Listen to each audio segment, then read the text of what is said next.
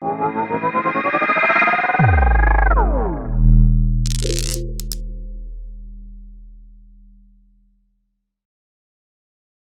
Chris, thanks for this wonderful introduction. Yeah, happy to be your friend and happy to be both in Amsterdam. And thanks for having me as a speaker on the wonderful conference, BlockDown number 3. Some of you might have heard of WordProof because of the prize we won with the European Commission or the recent investment we got by the company Yoast SEO. If you're a WordPress user, you have used their software. They're an investor in the company. What I will do in the coming 15 to 20 minutes, firstly, a quick introduction in WordProof. What do we do? What's the mission we're on? Then we have 4 use cases, and if there's some time left, we will do a Q&A. Are you ready? There we go. I have to click my own slides. Here we go. Although the internet has brought us many good things, it has a deep-rooted issue, and it's trust. Quite obvious, as trust wasn't part of the internet's design. The internet was designed to connect computers to computers. And computers, they do not dream, they do not care about power or self-enrichment. People do. And because of that, all sorts of obnoxious human behaviors, fraud, manipulation, theft, are here on the internet on a daily basis. And the internet is broken in a way, and that echoes back to the real world. So actually, to save the world, we need to fix the internet. And a better and trustworthy internet is what we need and what we deserve. How to restore trust and how to make the internet about connecting people instead of having the noise that we have currently. Therefore, trust must be part of the DNA of the internet. How do we do that? Trust arises from 2 building blocks. A, it's transparency, and secondly, it's accountability. So, to make it practical with content, if information impacts my life, I need to see how it changed over time. That's transparency. And secondly, who was the sender? Do they take accountability for it? So with that in place, you can say, hey, we have an internet where what I read is real and I can verify who wrote it. What I create is mine and I have the proof. And in disputes, for example, in e-commerce, I have leverage. I am protected. Luckily, there's a solution for that. It's timestamping information on a blockchain. A timestamp brings A, transparency, and B, if you connect an identity to a blockchain address, you have accountability. We're connecting it with the self-sovereign identity movement. And this must be true for everything, news, social, and every other corner of the internet. And together, through timestamping, we can put trust as part of the DNA of the internet. And in that way, we build a trusted web together for all of us, for our parents, the new generations, and ourselves. So that's what we do, building a trusted web with timestamps on the blockchain. Although we started as a simple plugin for WordPress, WordPress does around 40% of all websites on the internet, we are rolling it out to every content management system and e-commerce platforms there is. So for example, in December, we will roll out to Shopify. Start of next year, we will roll out to Drupal, and other platforms are all part of this. And the mission is to make an inclusive global timestamp ecosystem, integrating with existing standards. For example, the Dublin Core, but also the way that search engines use to interpret data and content. It's called schema.org. And at the same time, we work with advertisers and policymakers to make sure that there's regulation around timestamping. So for example, with Europe, we're talking, hey, there was the normal internet, there was kind of a law of the jungle. Then you had GDPR, and the next phase would be trusted web. As GDPR wasn't executed so wonderfully, but the intention behind it to make a better internet, a trustworthy, more trustworthy internet for the citizens of Europe, the intention was wonderful. And we see the trusted web timestamping as a logical next step. The normal internet, GDPR, and the trusted web. On the left, you see the timestamp certificate. I'll show that in a minute. And on the right, you see some stats on adoption. So for example, we've served over 90 million timestamps on big news outlets, or over 90 million page views with the timestamp certificate on it. Hundreds of thousands of timestamps are placed, and yeah, some stats there to show that it's a use case that's really being used at the moment. And the whole company started with the vision: in 5 years from now, if you don't timestamp your articles on the blockchain, what are you hiding? Are you a revisionist? That's where we're going with all of us. And at its core, if content impacts my life, it should be timestamped on the blockchain. That's what we're going for. What is a timestamp? I won't dive into this really deeply, but the interesting thing, blockchain was invented in the year 1991. Not for doing the thing we do with Bitcoin today, but blockchain was invented for timestamping. What you see here on the bottom is a reference from the Bitcoin white paper to another white paper, and a white paper was called Timestamping Documents on the Blockchain to Prove Its Integrity. It's by Scott Stornetta and Stuart Haber. That was the first definition of blockchain. And what WordProof does is timestamping information. Actually, we do what blockchain was invented for. 4 use cases. Firstly, the publisher. All of us recognize the screens we see here. It's a publisher saying, last edited 2 hours ago. You could say, wow, that's transparent. Thank you for sharing this. But you could also be a bit suspicious. What was there 2 hours ago that I'm not allowed to see anymore? What you want is something that looks like this. This is an article, could be on a news outlet or anywhere. You see a link, you click on it could be in the meta information, and a pop-up appears. There you see some education on fake news and information, and on the bottom you can scroll through the revisions. That's the new one on the right, and on the left you can choose which version you want to see. And there you can see it in the Git style. Green is what's been added, red is what's been deleted. You can see how it changed over time. And on the bottom you see all the tools to verify this yourself as a reader of a news outlet, as a buyer of a web shop. And in this way, yeah, we're talking to advertisers, publishers. If information has been timestamped, we can imagine advertisers who say, hey, I can better control what content I advertise my brand next to it. That adds more value to advertisers. So that can totally flip the model in publishing. And publishers are doing it today. Secondly, e-commerce. I briefly touched it in the ecosystem, but if you buy a product has product specifications, has product terms, the terms and conditions, all things around the product. That makes a deal. If there's a dispute nowadays, you're totally reliant on the willingness of the merchant to resolve it. If you timestamp all information with the blockchain, so for example, the terms and conditions, the product information, but also the order itself, you as a consumer have to prove what the terms were at the moment of the deal, but the opposite is true as well. You as a merchant have the tools to prove what the terms were at the moment of the deal. 3 to 5% of all transactions in e-commerce result in a dispute, and many of them are about the trustworthiness of the information. Sometimes it's the merchant not handling with integrity, and sometimes it's the customer. If you're an e-commerce business handling with integrity, making timestamping makes sense. 2 examples. Here's a local store, a small shop from Amsterdam, selling vintage watches.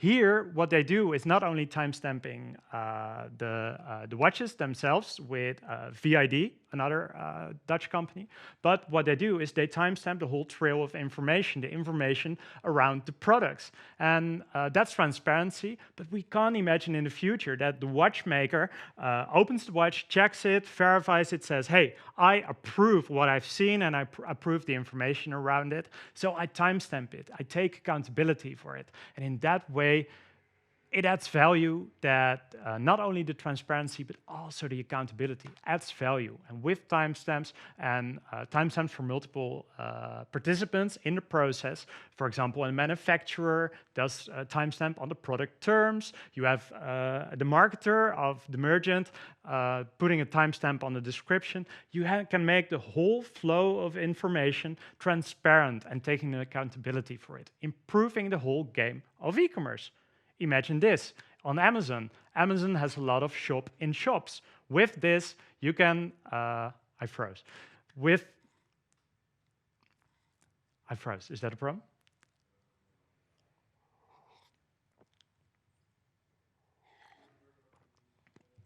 I'll just continue. Shall I continue, guys?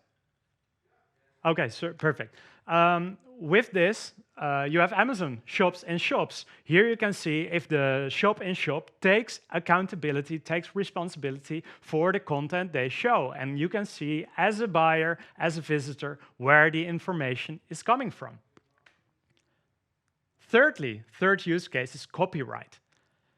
This is a wonderful shop.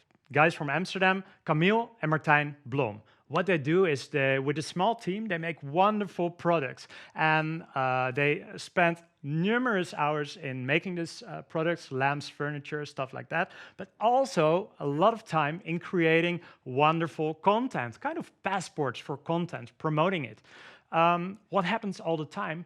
People are copying their content, using it on another web shop or using it on eBay. And what they tried is they didn't have the money for a lawyer or stuff like that. But what they did is writing an email, hey, that's a copy of my content. Can you take it down? They never got a reply from eBay or site owners or a reply saying, no, we can't do it. We wrote this ourselves. What they did, what they started doing a year ago, is timestamping this information. And we built a backend around it, a tool, because with timestamping, you can easily archive, prove that you had content in a specific moment in time and how it evolved over time. From the My WordProof dashboard, what you can do is generate a legal letter. So you put in, here's the copycat, here's the product that has been copied, generate a letter, generate the proof that, that I am right and the other one is not.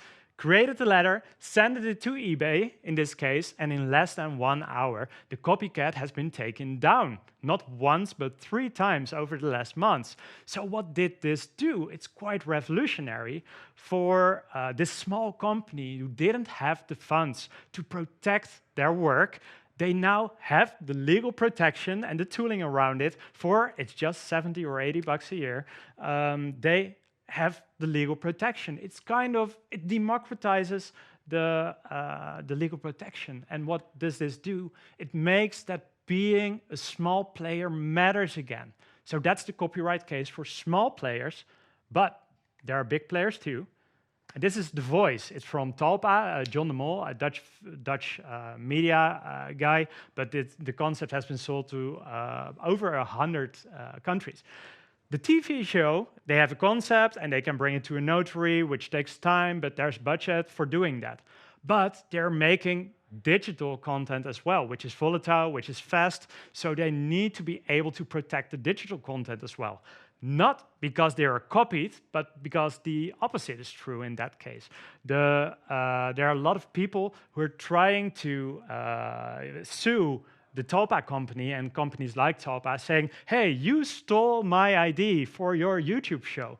With timestamps, a company like Talpa can prove that they didn't copy it, that they had the information in-house and how it evolved over time. So it's protecting copyright in the opposite direction as well. The power of timestamps, fast and cheap. Lastly, maybe my most favorite use case, search engine optimization. What do timestamps and search engine optimization have to do with each other? More than you think. Although search engines are incredibly smart, there are issues today that they're not be able to solve. And one of them is just changing the data of an article, and secondly is duplicated content. There are more, but these are the 2 main issues that search engines can't fix today, but which can be fixed when timestamps are offered not only to people, but also to search engines and social media, big tech in general.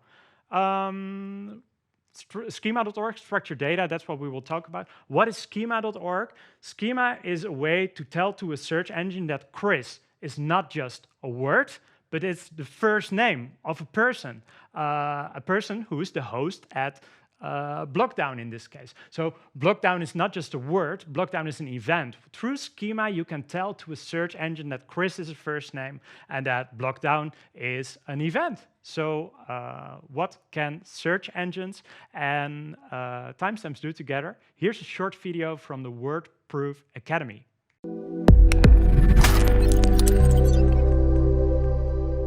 If you output your content with detailed structured data, you increase your chance of ending up higher and better with the rich cards in the search results. So structured data really matters. Outputting timestamps to structured data. As you've learned, WordProof timestamps can be viewed with a timestamp certificate. Via this certificate, the consumer, your buyer or reader, can verify your content. Nothing new there. But here's the catch. WordProof outputs your blockchain timestamps as structured data too in schema.org markup. With this standardized timestamp presented via schema.org, both search engines and social media platforms can verify the integrity of your content. Why is that important and what are the benefits? To answer that, we need to look at current problems in search engines. Although search engines are incredibly smart, even Google has its limitations and issues they haven't been able to solve yet. For example, changing the date. The simplest form of search engine fraud is just changing the publication date of the content. In many cases, this temporarily bumps you higher in the search results. And with a blockchain timestamp offered via structured data, search engines can verify that you didn't tamper with the dates of your content. And then, duplicated content. Think of the following situation. A small site publishes high-quality content, and soon after, a bigger and better ranking site republishes the same content, getting it indexed earlier than the small site. Google might now wrongly consider the small site a copycat. With blockchain timestamps, original publishers can prove that they were first, which can be verified by search engines. This levels the playing field enormously, and with timestamps in place, being a small publisher or a small shop matters again. So to summarize, a timestamped article is more trustworthy than a non-timestamped article. Never before did a trustless and open source solution exist to prove the existence and integrity of your content. And with your timestamps outputted to schema.org, you're ready for the next generation search engine optimization.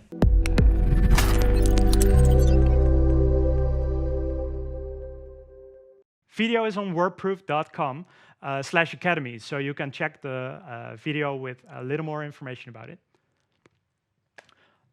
Schema is a big thing. It's a whole community at itself.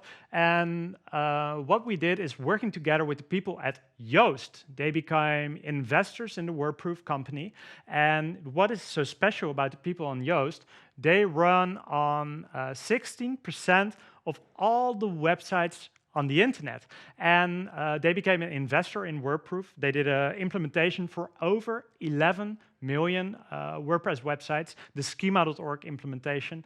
And with them on board, we're working on the schema pull request to make sure that not only it will be in schema, but also the adoption can go fairly quickly together with the 11 million people that are using the Yoast tools, as we will integrate with them. Lobby is at full force, and once the search engines will recognize timestamping, it truly makes sense that you started timestamping already. It's like buying a domain name 20 years ago. And so what can I say? Start timestamping today. You can literally change the world with your website, whether you're a publisher, an e-commerce company, news outlets, whatever you are. Start timestamping today. On the website, you can check out a demo, watch a demo. If you're a WordPress user, you can really set it up in 5 minutes. And yeah, whether you do it for transparency, fighting fake news, or SEO, you can, yeah, start timestamping today and go to wordproof.com, join the revolution. And I always end my presentations with, let's build the trusted web together. So let's do that with all of us. Let's build the trusted web together.